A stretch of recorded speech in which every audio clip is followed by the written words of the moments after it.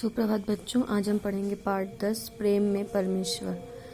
प्रस्तुत पाठ में यह दर्शाया गया है कि परमात्मा की निष्काम भक्ति में ही हमें आनंद की प्राप्ति होती है और प्राणी मात्र के प्रति सच्ची सहानुभूति और दयापूर्ण व्यवहार करना ईश्वर के जैसा ही प्राप्त होता है। तो चलिए पाठ पढ़ते हैं। किसी गांव में मूरत नाम का एक बनिया रहता था। सड़क के किनारे उसकी छोटी सी दुकान थी। वह वहां बहुत समय से रह रहा था, इसलिए वहां के निवासियों को वो अच्छी तरह जानता था। वह बड़ा ही सदाचारी, हमेशा सत्य बोलने वाला, व्यावहारिक और सुशील था। जो कहता उसे पूरा करता। कभी धेले भर भी वह कम नहीं तौलता था, न ही घी तेल मिलाकर बेचता था। वह बहुत ईमानदारी से अपना व्यवसाय चला रहा था।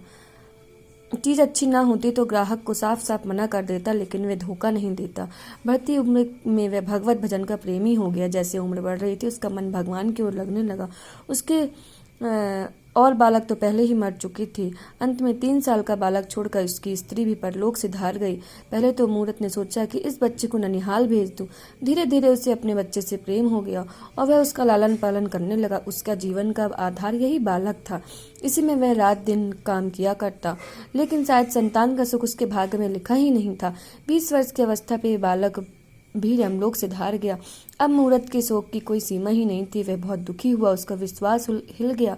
वह सदैव परमात्मा की निंदा करता कि बड़ा ही परमेश्वर बहुत ही निर्दयी अन्यायी है।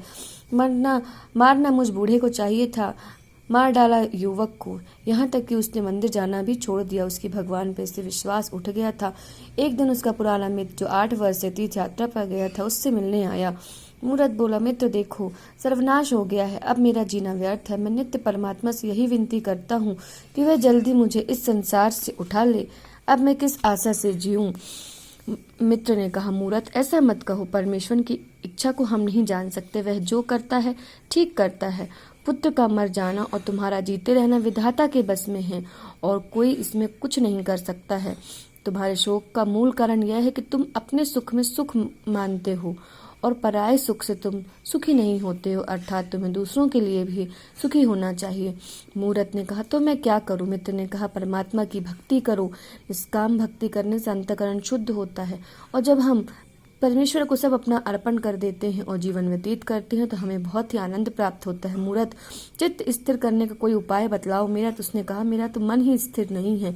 मित्र ने कहा, गीता, भक्तमाला आदि ग्रंथों का श्रवण करो, पठन पाठन करो, पढ़ो ग्रंथों को।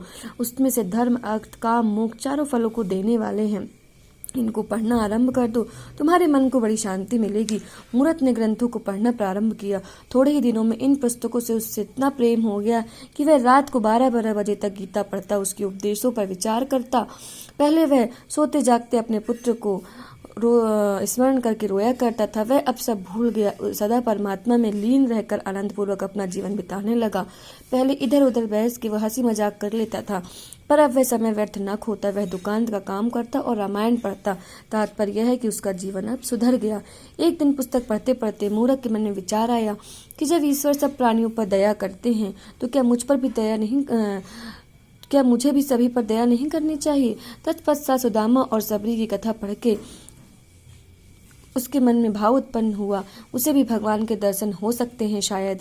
यह विचारते हुए उसे नींद लग गई और बाहर किसी ने उसे पुकारा, मूरत, मूरत देख, याद रख, मैं तुझे दर्शन दूंगा। यह सुनकर वह दुकान से बाहर निकला।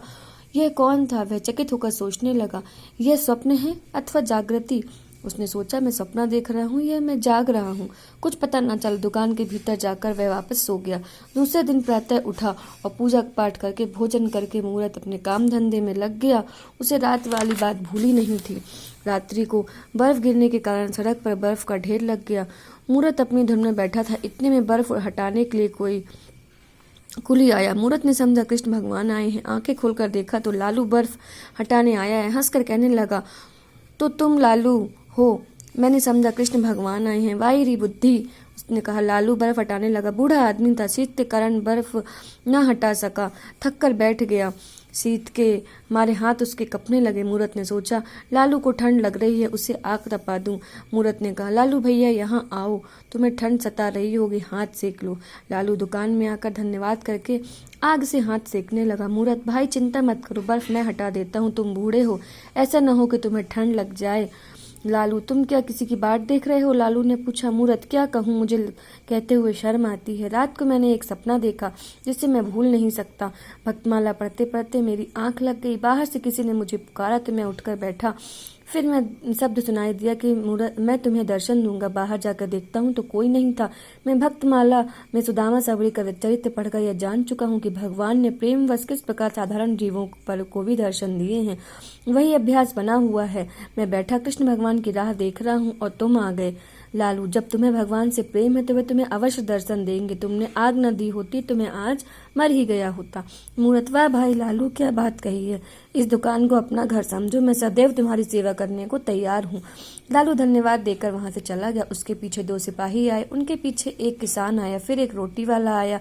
सभी अपनी अपनी राह चले गए। फिर एक स्त्री आई। वह फटे पुराने वस्त्र पहनी थी। उसकी गोद में एक बालक था।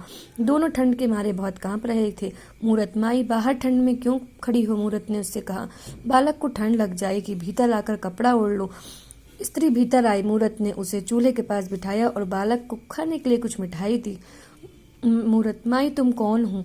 स्त्री ने बताया, मैं एक सिपाही की स्त्री हूँ। 8 महीने से न जाने कर्मचारियों को मेरे पति ने को कहाँ भेज दिया है। कर्मचारियों ने मेरे पति को कहाँ भेज दिया है, कुछ पता नहीं लगता। गर्भवती होने के कारण एक जगह रसोई का काम करती थी।